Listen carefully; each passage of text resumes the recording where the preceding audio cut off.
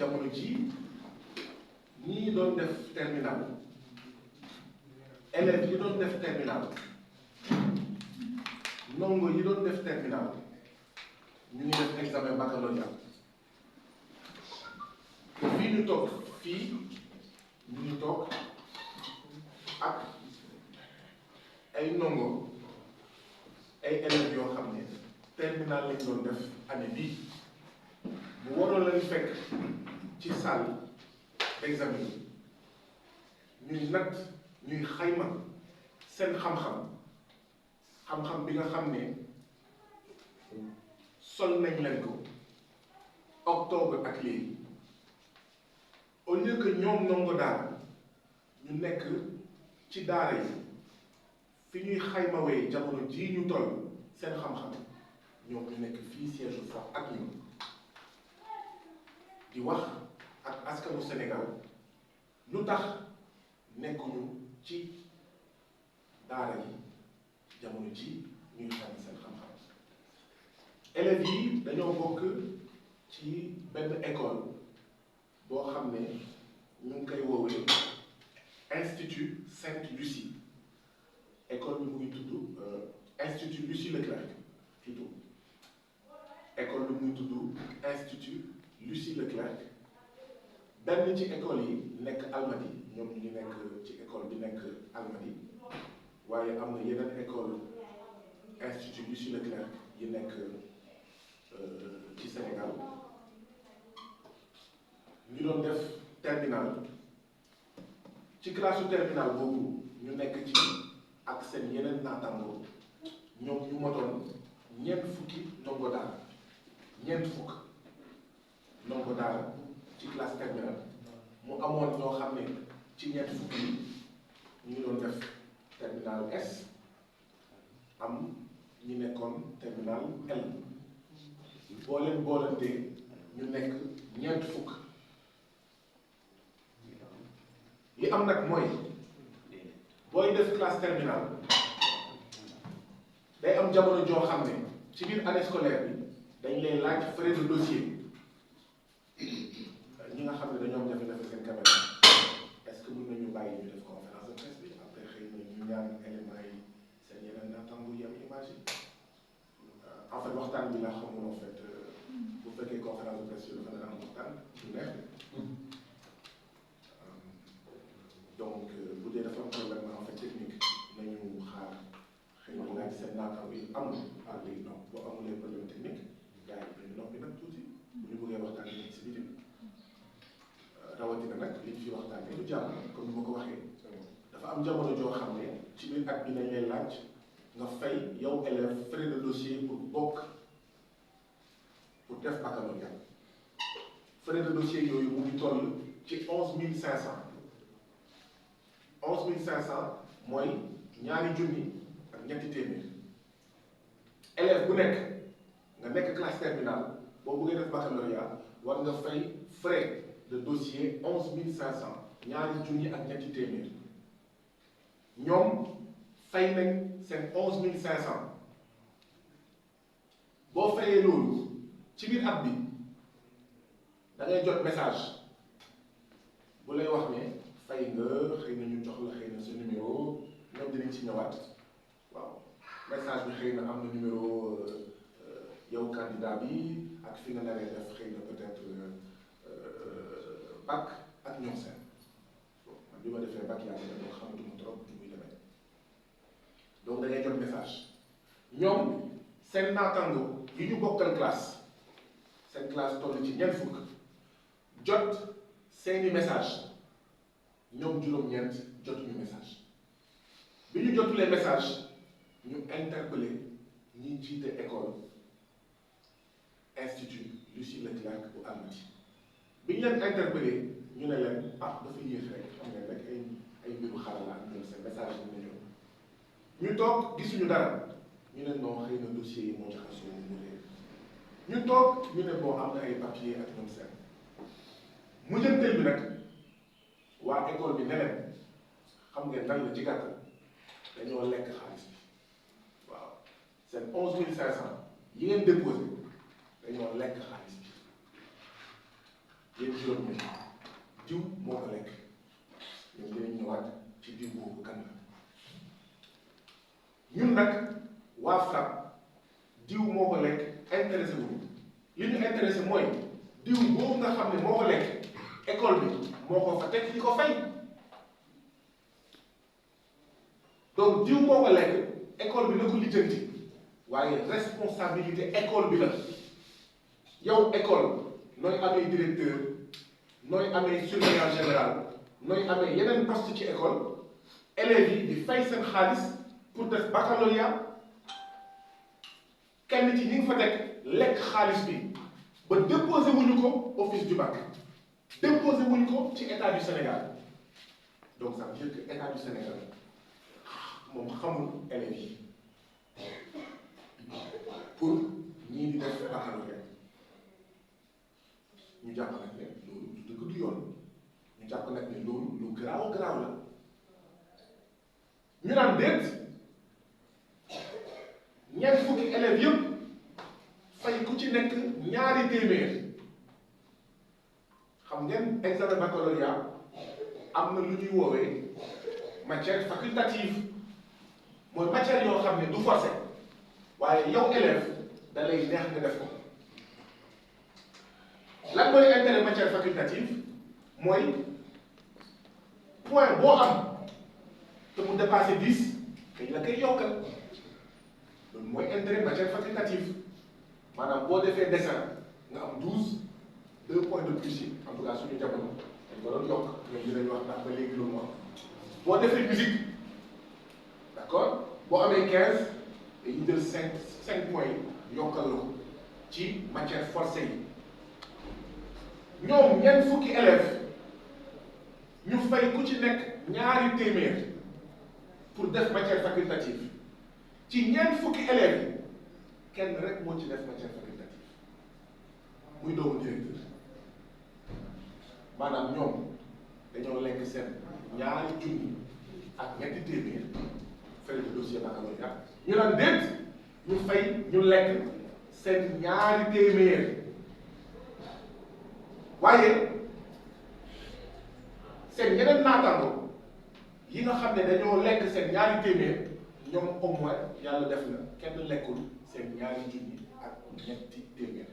xam nga yaa ngi dégg bu baax la waxee si ñeent fukki élèves yi kenn rek moo si def matière facultative muy doomu directeur école bi donc ça veut dire que 39 yi dañoo lekk ku ci nekk sa ñaari téeméer mais 39 yi fanweer maanaam 30 ñoom au moins kenn lekkul woon seen 11500 ñoom dañoo lekk seen 11500 ñu naan déet ñu lekk seen 1000 francs ñoom dañoo lekk kon seen ñaata 12500 donc mu ngi nii kon mënuñu def bac def ñu bac ci ay élèves yoo xam ne dañoo jàng octobre ba mois de mai waaye xam nga bu ma waxee 12500 ah ngeen ne 12500 grave la mais 12500 grave la non non non du problème xaalis 12500 grave la lu tax 12500 grave la parce que ñoom le fait que dafa ñu bac dafa mel ni li ñu fay octobre ba mois de mai amul benn njëriñ kon kay mënoon nañ toog seen kër bañ a fay xaar déwén frais d'inscription ku ci nekk fay na ko 100000 francs mensualité octobre ba mois de mai ku ci nekk fay na 40000 par mois loolu mooy lan depuis mois de janvier école bi xamoon na ne lekk nañ ñoom seen xaalis depuis mois de janvier ñu continuer fay 40000 février 40000 mars 40000 avril 40000 mai loolu yëpp boo ko boolantee mu ngi toll ci 3 922 500 francs li ma jël mooy ku ci nekk c'est ñoom 9 c'est 11500 ku ci nekk 1000 francs nga boole ci ku ci nekk 100 000 francs de frais d'inscription fois 9 ku ci nekk 40 000 francs octobre ba mois de mai multiplié ko par 9 loolu moo joxe 3 922 500 francs peut-être que yokk naa si 1000 francs yeneen élèves yi nga xam ne ñoom def nañ bac parce que lekkuñu en fait seen 11 500 donc ça veut dire que école bi ñuy woowee institut Lucie Leclerc bu Almadies lekk na 3 922 500 francs 9 élèves muy déjà problème bu xaalis te bi école bi waxee ne ñun ñoo lekk seen xaalis fayu ñu leen seen xaalis delloowuñu leen seen xaalis baaluwuñu leen àq déedéet école bi ñëwul ne ah diw mi nga xam ne ñun ñoo ko nommé ñoo ko tabb mu occupé poste sàngam ci école bi donc moom moo war a ñëw laajte seen xaalis moom ngeen war a jox seen xaalis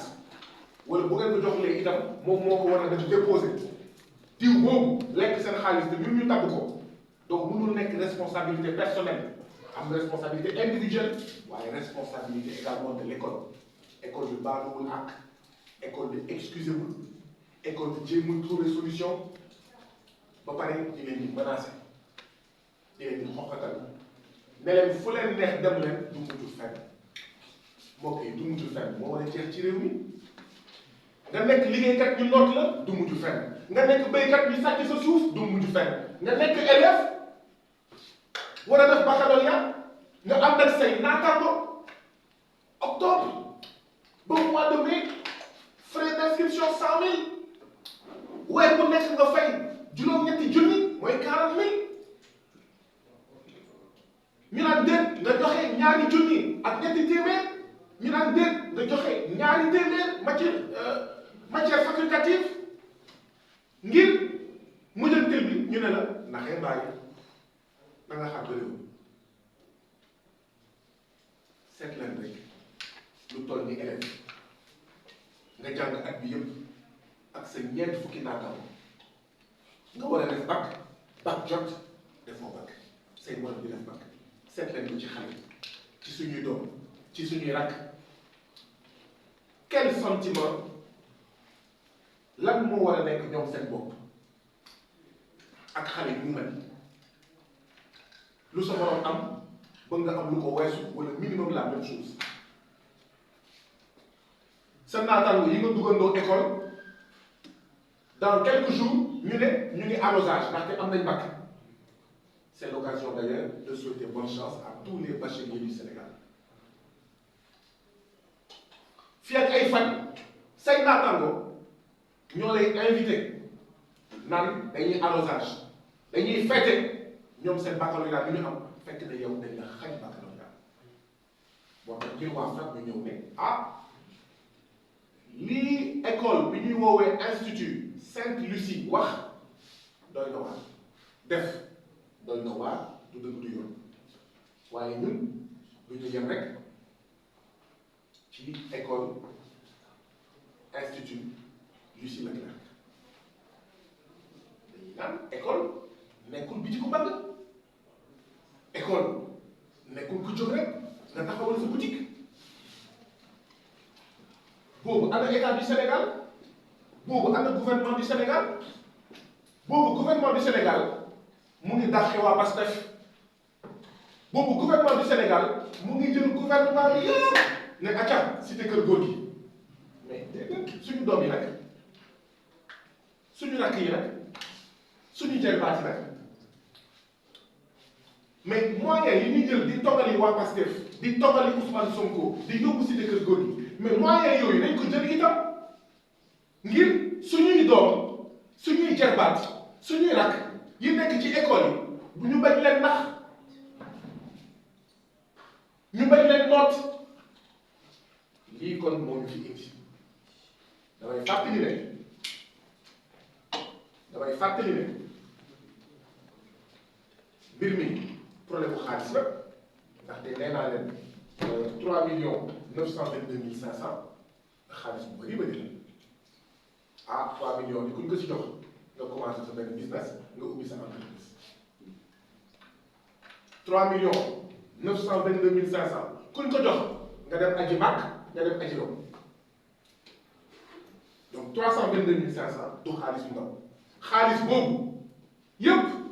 na ko école institut Lucie Leclerc fay élèves yi donc problème xaalis mu ngi ci problème war a def bac defoo bac dafa mel ni tu as perdu une année scolaire c'est extrêmement grave ñu ngi koy ñaawlu ko fu ñaawlu yem waaye beneen bi mooy foofu lay daanelee dafa am ci sañ-sañ yi ci àq ak yelleef yi lu ñuy woowee le droit à l'éducation sañ-sañ jàng dafa mel ni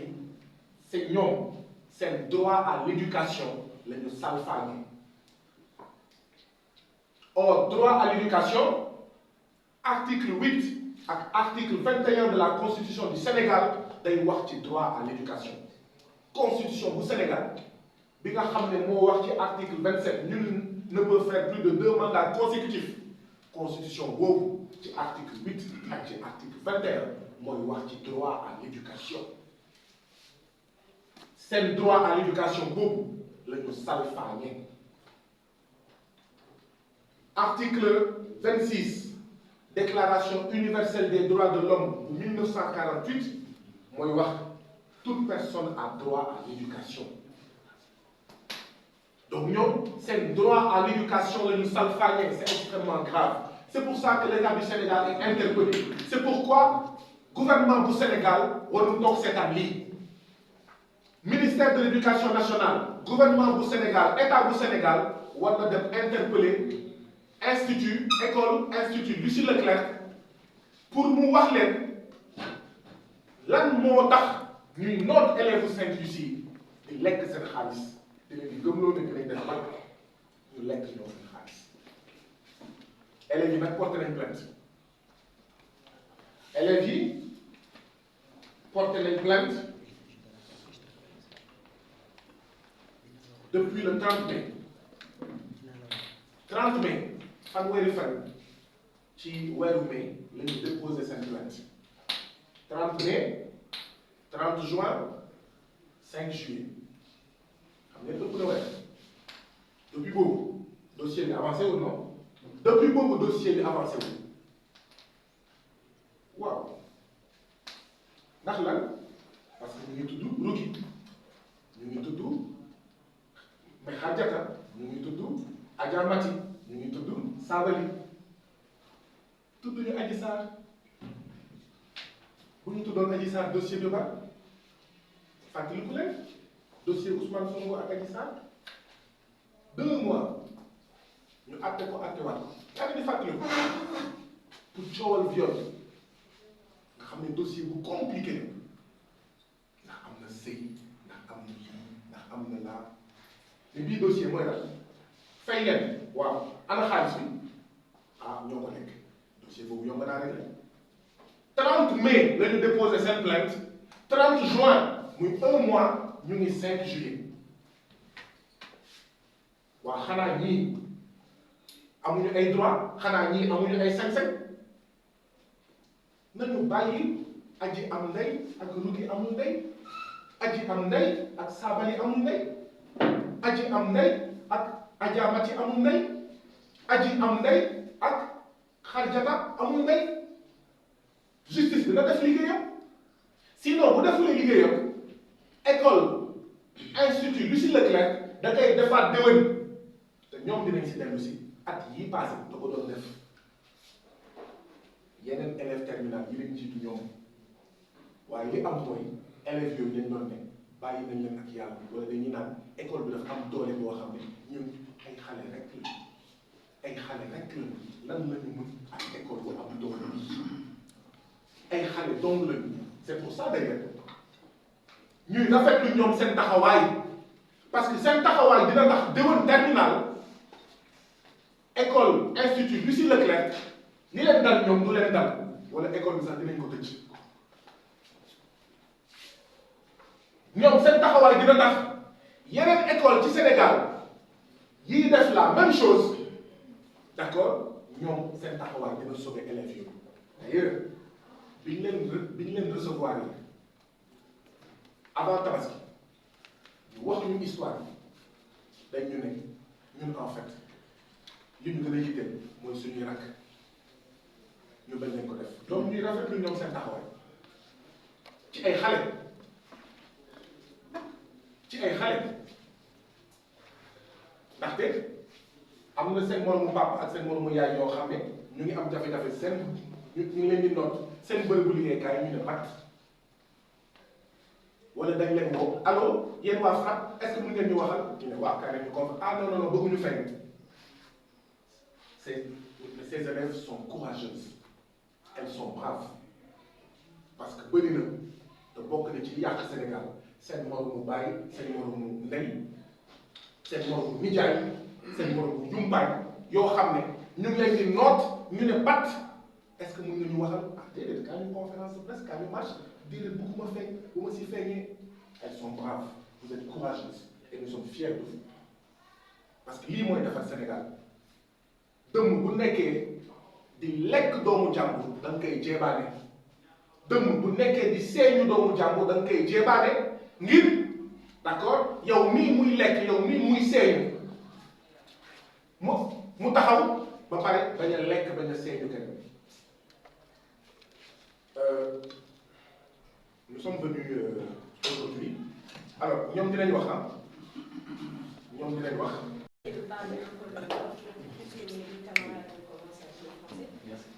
Donc, pour résumer les causes yi xew xam naa ne monsieur Guy Marius Sagna sama élève ak sama camarade expliqué nañu leen bu baax naka la problème bi demee du coup tey ay élèves lañu ci institution Lucie Leclerc ñu ñëw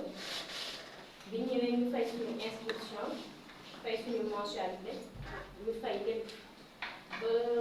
ñu laaj ñu ay dossier même visite médicale sax école bi ñu ko fayee loo xam ne école bi moo ko waroon jël en charge même visite médicale ñun ñëpp dañ koo fay loo xam ne bu yoon ñu fayloo ñu visite médicale fayloo ñu école facultative fayloo ñu inscription fayloo ñu mensualité fayloo ñu dossier lekk nañ xaalis bi dul jeex si ñun mënuñu wax ñaata la ñu lekk si ñun. Du coup bi ñu demee comme sama camarade bi ñu ko waxee bi ñu demee ba ci fin de mois de mai ni ñuy recevoir seen ay jury ni ñuy recevoir seen ay numéro et tout ñu recevoir suñu surveillant ñëw ci classe bi di wax nit ñi seen jury ak seen table pour nit ñi marqué ñu ñëw ba ci xaajara ñu ne ko yow définir luñu sa jury ñu ñëw ci rubi ñu ne ko définir luñu sa jury ñeneen ak ñu ne 9 lañu léegi bi ñu demee ba quelques jours après ñu trouvé loolu bizarre yi dañoo waroon def brevet sportif ñu ne Dieng naka la ñuy defee brevet te xamuñu suñu ay numéros xamuñu suñu numéro tax xamuñu dara ñu ne ñu t'inquiète pas déjà ça va se régler sachant que moom xam na ne depuis janvier qu'on va pas passer le bac ñu bàyyi ñu fay di ñëw mu ne man non xaaral vous allez passer le bac c'est juste un problème technique parce que des fois waa UCAD dañuy jël temps pour envoyer message yi ñun on lui fait confiance suñu surveillant bu ñu ñëwee suñu message la ñëw on va voir dañuy xaar ndekete daf ñu doon fen waxuñu dëgg léegi quelques jours après mu woo ñu daf ñu convoqué suñu parents ñu ne ko jéem lan nga war a mën a wax suñu parents loo xam ne mënuñu ko wax ñu ñuy concerné yi parce que ñun ñooy def bac et tout mu ne ma non c'est très délicat il faut ngeen woo seen ay parents pour affaire après ki déposé dossier yi mu ngi tudd monsieur Diagne benn prof ci école bi ñu dem ci monsieur Diagne laaj ñu ne ko lan mooy problème bi mu ne soit office du bac ñaari problème la soit problème de timbre wala problème de extrait de naissance man personnellement xaaral mosuma am problème papier te amoo problème timbre te joxe naa sama xaalis ba mu mat ñu ne ma yow xëy amoo benn problème jéem fa lekk sa xaalis tout simplement mu wax ko ñeneen ak ñeneen donc ce qui veut dire que école dañoo lekk suñu xaalis directeur bi samay camarades waxuñu ci lu bëri mais directeur bi était au courant xam na bu baax xew ci école bi xam na ne école bi jubut xam na ne on n'allait pas faire le bac xam li xew ci école bi tout ce qui se trame dans l'école moom xam na ko école bi école bi la boo xam ne man bi ma dalee jàng tey mosuma gis école bu mel nii école bi am na drogue école bi am na délinquance école bi am na violence ku ko neex dugg ku ko neex génn des fois am na ñaari élèves yi nekk suñu classe ñoom ñoo gën a drogué ci école bi dañuy ñëw dugg drogué ba ne teg naan ba màndi dugg ci classe bi di nié daal léegi benn jour mu ñëw yor benn bouteille Sprite def ci ay liquidam ñëw naan ba màndi dugg ci classe bi jot ko def prof AG ba naroon xeex ak moom loolu foog naa ne waa classe bi yëpp ak prof bi mën nañu ko témoigner mu ñëw ci bëgg xeex ak prof parce que jour ba dafa màndi woon et tout mu ñëw daal ñu ñemewuñu ko te bu nekkee ci classe ak ñoom sax duñu mën a concentré wu tellement il est violent, tellement on n'est pas à l'aise, il est avec son frère, les deux ils sont pareils. Léegi pour revenir un peu si monsieur Dieng ak école bi ñun déjà ñun xam nañu ne du bac ça c'est clair mais li ñu bëgg message bi ñu bëgg faire passer mooy génération future bii di ñëw suñu ginnaaw ce qui veut dire mu nekk seconde première wala troisième et cetera ñooñu lañ bëgg protéger en quelque sorte parce que Dieng def na ko yeneen année yi def na ko ren te sûrement dana ko def déwén bu dee génnewuñu ko li ñu ñaan juste c'est de relayer l'information histoire que génération bii di ñëw duñu am même problème que ñun ndaxte déjà ils ont fait faire une année de salaire une année de temps une année de rigueur mënuñu ko fay du coup ñun lépp lu ñu bëgg daal mooy génération bii di ñëw après ñu mën a bañ a kii et tout déjà école bi en plus de ça ut nañ leen lu ne par la gentillesse par la violence des fois utee nañ leen lu ne pour juste ñu réagir ñu mën a dem ci yoon wala comme ça mais luñ leen mën di def école bi ñu réagir parce que xam nañ ne nekkuñ ci yoon def nañ fi du n'importe quoi dem nañ waxtaan nañ manifester nañ on a tout fait juste pour chercher leen pour ñu mën a peut-être bu ñu manifester yàq fa benn affaire ñu ne d'accord dañuy yóbbu ci yoon mais ils n'ont même pas réagi du coup juste pour bref lii yëpp on veut juste ngeen relayer information ngeen jàppale ñu si possible juste pour au moins sa génération bii di ñëw suñu ginnaaw ñu nekk première école bi lii du école c'est pas possible ku la neex dugg ku la neex génn ku la neex def ku la neexee naan ba man ñëw ku la neexee kii ñëw mooy loolu l'essentiel c'est nu ngeen di mën a jàppale rek ñu on est preneur. Merci beaucoup je vais donner la parole à Ramatoulaye Touré nekk élève ci école bi ñuy woowee institution bi ci Leclerc nekk Almadies bon damay commencer ca commencement ba parce que fii nii ñëpp problème yi mën naa ne c'est le bac mais am na ay différence ñii dañuy fayal seen bopp ñii maire bi moo leen jëloon promotion bi ñu parewee CM2 suñu CFEE donc man maa ngi fa depuis 6e ba ren terminal problème yi mu ngi commencé seconde ay fay professeur ñii di daw ak yooyu noonu toog ay mois duñu def pour tel wala yooyu noonu daal léegi en première def nañ ko normalement sauf pour man ndax toog nañ mën naa ne 2 mois duñ def mat te boo demee classe surveillant ba daf naa la waaw mais bu mës a réagir léegi terminal ñëw ñii ñu tànn ñii ñu déposer ñii déposer luñ leen déjà surveillant mënul sax manipuler ordinateur ndax benn professeur de stage pour ñu déposer affaire yi professeur bi dem na ñii ñi tàkkee nañ ko ba mu affirmer que ni dafa jël suñu dossier tegee ko nee parce que soi-disant que ni du risquer jël ay dossiers yoo te bu ko dugalee si clé bi waa école ba yëpp kenn def bac kenn xamul lu mu wax loolu ba toog léegi après bi ñu nekkee tamit di dalaale si surveillant bi à chaque fois kii bu la waxee lii kii lii la lay wax kee lee la lay wax kee lee la lay wax parents yi da leen di woo parfois di jaxase doom ak élève nga war a nekk sa parent di la kii ak yooyu noonu loo xamante ni normal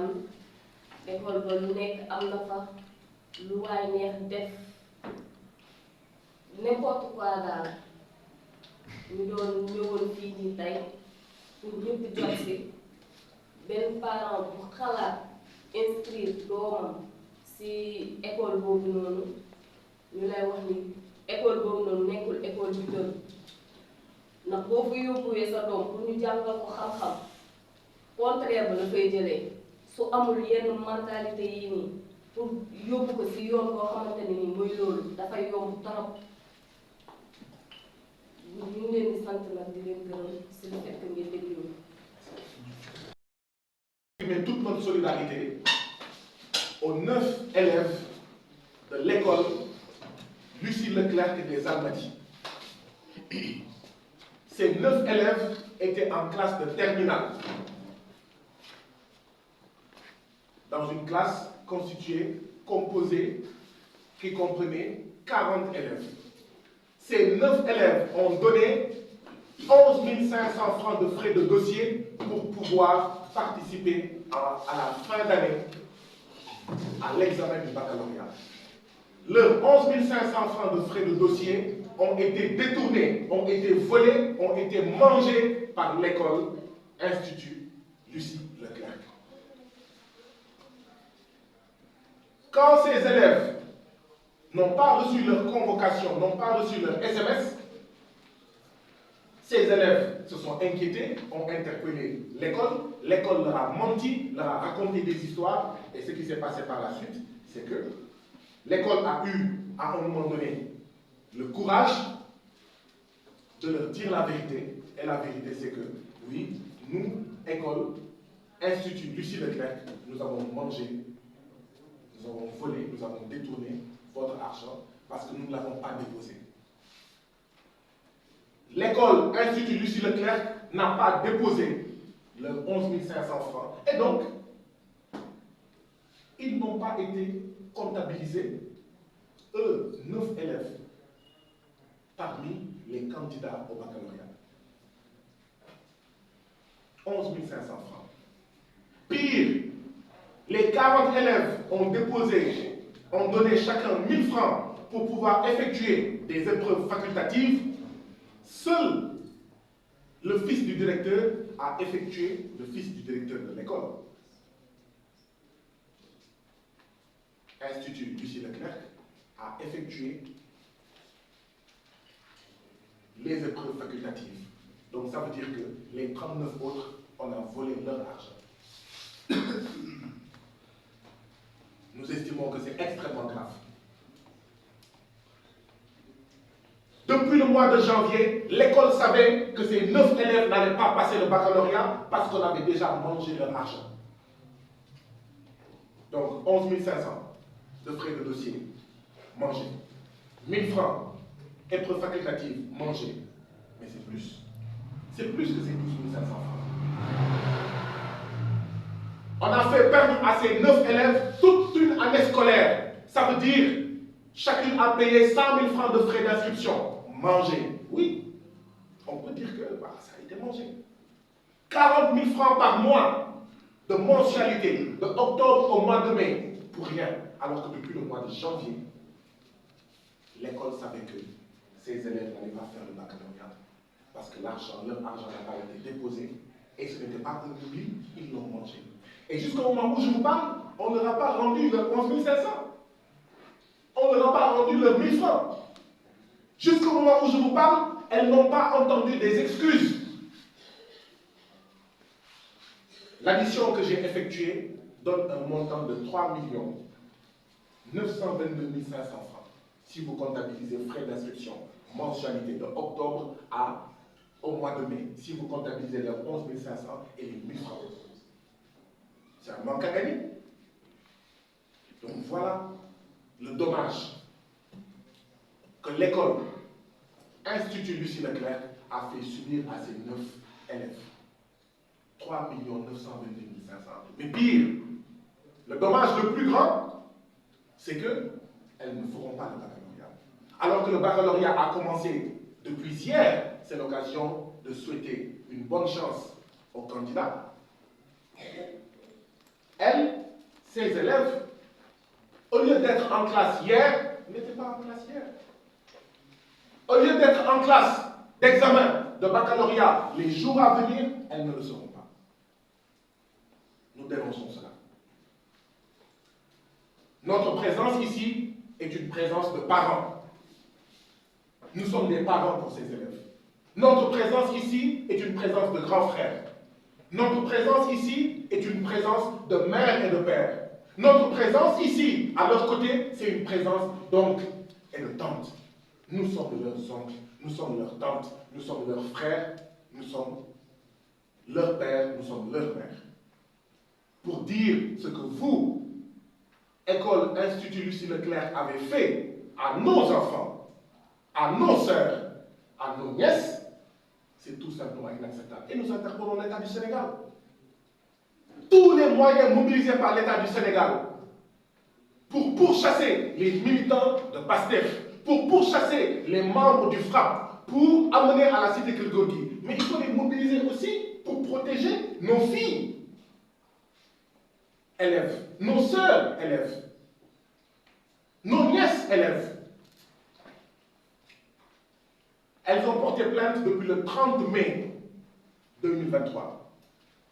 30 mai 2023, 30 juin 2023, 5 juillet 2023. C'est-à-dire ça fait plus d'un mois depuis que la plainte a été déposée. Pourquoi la justice sénégalaise ne s'active pas dans ce dossier? Quel dossier est plus important que de faire respecter le droit à l'éducation de nos enfants, de nos filles, de nos fils, droit à l'éducation qu'évoquent l'article 8 et l'article 21 de la Constitution du Sénégal, droit à l'éducation qu'évoque l'article 26 de la Déclaration universelle des droits de l'homme de 1948. Plus que les frais de dossier de 11 500 francs, plus que les 1000 francs d'épreuves facultatives, plus que les 100 000 francs de frais d'inscription qu'elles ont payés, plus que les 40 000 francs de mensualité payés de octobre à mai, c'est leur droit à l'éducation qui a été piétiné, qui a été foulé aux pieds, qui a été bafoué. Et c'est extrêmement grave. Combien d'autres élèves comme eux sont victimes de la même chose, mais n'ont pas eu le courage qu'elles ont d'être venues ici avant la Tabaski, nous entretenir de ce problème et de venir aujourd'hui faire face aux Sénégalais. C'est pourquoi nous saluons leur courage et leur bravoure, parce que j'en connais des gens qui ont l'âge de leurs parents, qui sont exploités, qui sont opprimés, qui nous appellent pour nous dire « Allô FRAPP, voilà ce que nous vivons, pouvez-vous en parler ?» On leur dit « Mais venez, on va faire une marche, venez, on va faire une course. » Ah non, non, non, non, je ne veux pas apparaître. Elles sont braves, elles sont courageuses, et nous magnifions cela, nous saluons cela. Parce que c'est ça qui va changer l'Afrique, c'est ça qui va changer le Sénégal. Dire non à l'injustice, dire non à la spoliation, dire non à l'exploitation, dire non à l'oppression. C'est ça qui va changer le Sénégal, c'est ça qui va changer l'Afrique, c'est ça qui va changer l'éducation au Sénégal. Donc bravo à vous, nos enfants. Bravo à vous, nos nièces. C'est ça qui va sauver les années à venir les autres élèves qui pourraient être victimes de cela. Nous interpellons le ministre de l'Éducation nationale, nous interpellons l'État du Sénégal, nous interpellons le gouvernement du Sénégal sur le respect du droit à l'éducation de nos enfants. Qu'est-ce que nous avons de plus précieux que nos enfants? Est-ce qu'un État, est-ce qu'un pays peut être émergent sans le respect du droit à l'éducation? Non. Voilà pourquoi nous sommes venus ici exprimer toute notre solidarité. Après cette introduction, nous allons donner la parole à Rukiba, qui est une des victimes de l'école Institut Lucie Leclerc des Amériques. Je me nomme Lydia Rukiba, élève de lycée Leclerc. Mes camarades de moi sont là devant vous aujourd'hui pour vous parler de notre douleur en fait. On a été victime de l'arnaque, abus de confiance par nos profs, notre prof et notre surveillant général, et suivi du directeur de l'école lycée Leclerc. Depuis le mois de janvier, ils savaient qu'on n'allait pas passer le bac et ils n'ont pas pu nous dire qu'on n'allait pas passer le bac. ils ont continué à nous mentir. On a été à l'école et on paye chaque mois les frais de scolarité. Et on donnait l'argent qu'on nous demandait. Mais ils étaient là, ils savaient qu'on n'allait pas faire le bac, mais ils n'ont pas osé dire qu'on ne va pas faire le bac. Donc c'est à mois de mai que nous on a su qu'on ne va pas faire le bac. C'est même pas eux qui nous ont dit qu'on ne va pas faire le bac. On les a su par les autres élèves, les camarades de classe. Donc du coup on s'est mobilisés entre nous pour essayer de régler ce problème. On est allé les voir et on les a demandé pourquoi nous, on ne peut pas faire le bac. Pourquoi nos autres camarades ont reçu leur jury pour aller faire le bac et nous, au contraire, on n'a pas encore reçu nos jurys. Et le surveillant général nous dit que ce n'est pas un problème, que c'est juste, il y a eu quelques complications au niveau de l'office du bac. Donc, il va essayer d'aller arranger ça et on va recevoir le jury. 2 jours après, on revient pour demander encore les nouvelles. Il nous dit qu'il n'a rien à nous dire, qu'il convoque nos parents, qu'il va essayer de parler avec nos parents. Donc, on lui a demandé pourquoi est-ce que vous allez convoquer nos parents, pourquoi ne pas parler avec nous. C'est nous qui sommes victimes de ça, pas nos parents. Donc, essayez de parler avec nous, on va essayer de voir ce qu'on peut faire. Il nous a dit non, qu'il ne peut pas parler avec nous, donc du coup de venir avec nos parents. Et on s'est dit d'accord, il n'y a pas de souci. Donc, on est venu avec nos parents un samedi, ils ont essayé de parler. Nos parents nous ont demandé pourquoi nous, on ne peut pas faire le bac comme les autres. Du coup, il les a dit qu'ils ont eu quelques complications à l'office du bac, donc ils vont essayer d'arranger ça, que si on n'arrive pas à faire le bac en section normale, on va essayer de faire ça en section auto.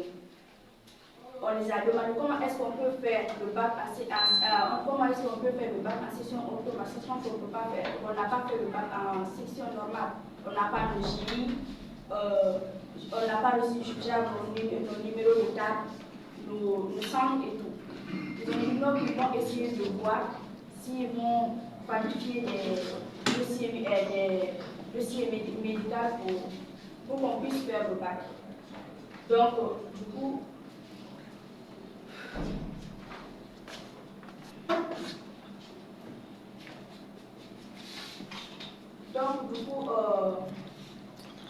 on s'est dit, ok, comme vous dites qu'on va faire le bac en mois d'octobre, on vous écoute. Maintenant, depuis lors, il devrait nous convoquer le 30 juin pour mettre les choses au clair, pour savoir si on va faire le bac en mois d'octobre ou pas. Et jusqu'à présent, on n'a pas eu de nouvelles. On ne nous a pas appelés, on ne nous a pas laissé des messages. Donc, même quand on part à l'école, on ne trouve personne en fait. Et on a été à la mairie du Ngor, mais eux, ils nous ont dit carrément qu'ils ne peuvent pas nous aider. Ils nous ont dit carrément qu'ils ne peuvent pas nous aider. Donc, du coup, c'est pour ça qu'on est là aujourd'hui, pour solliciter votre aide, de nous aider. Parce que là, on a perdu une année de notre vie. On n'a pas fait le bac. Si on savait qu'on n'allait pas faire le bac, peut-être on allait trouver d'autres choses à faire. Mais on est là aujourd'hui, assises là. Nos autres camarades sont dans les salles en train de passer leur examen. Nous sommes là aujourd'hui face à vous. Donc je vais passer la parole à ma camarade. Je fais partie des deux qui font part de l'université. Moi, je suis élève dans l'école à l'Institut Leclerc depuis le mois de novembre. Et depuis le début, tout se passait bien jusqu'en fin mai. Les gens ont commencé à recevoir le bureau. Nous aussi, on a commencé à réclamer. Ils ont dit non, c'est un problème de logiciel à l'office du Babiana qui ne reçoit pas le message du tout. Donc, ils ont dit que peu importe ce qui va se passer, eux, ils vont afficher la liste. Et là, tous les jours, on vient, on demande. Et le gars, il nous donne une version tout le temps différente de la précédente. Et le gars qui était chargé de déposer les trucs là, il nous a avoué après que que lui, il n'avait pas reçu les thèmes des frais de dossier. Et c'est pour ça que là-bas, à l'office, on a rejeté le dossier. Mais avant ça, le surveillant général, lui, il avait dit que c'est parce qu'il y avait des copies d'extraits de naissance dans les papiers. Après, au fur et à mesure du temps, ils ont commencé à changer. Puis un jour, le directeur il est intervenu et il nous a dit que lui, il n'était pas au courant de tout ça. Et puis, lors de la convocation pour les parents d'élèves, il nous a avoué que lui, il était au courant de ça depuis janvier et qu'il nous avait laissé comme ça, depuis janvier. Du coup, nous, on est parti, on a porté plainte, on a parlé de notre problème à la mairie. Ils nous ont dit que ça va servir à rien, qu'on est en train de perdre notre temps, qu'on est des enfants, qu'on ne va pas créer le boucan comme ça, et qu'on devrait juste laisser couler. Donc, ils vont essayer de rencontrer le ministre et de exposer notre problème. Mais depuis lors, on entend, ils n'ont rien dit. Donc, c'est pour ça qu'on est venu ici pour nous parler de notre problème, essayer de voir si on peut trouver une solution. Parce que nous, on s'est rendu compte qu'à l'école, ce n'est pas seulement un problème de bac et tout. À l'école, il y a absolument tout. Il y a la drogue, il y a délinquance, il y a tout. Plusieurs fois, on a été exposé à des situations dangereuses de gens qui étaient complètement sous, en train de se balader comme ça. Et vu que l'école, maintenant, ce n'est pas une bonne école, soit disant qu'ils sont certifiés, nous, on a trouvé ça dangereux de laisser d'autres personnes aller là-bas et subir la même chose que nous. Merci beaucoup, Mme Samba.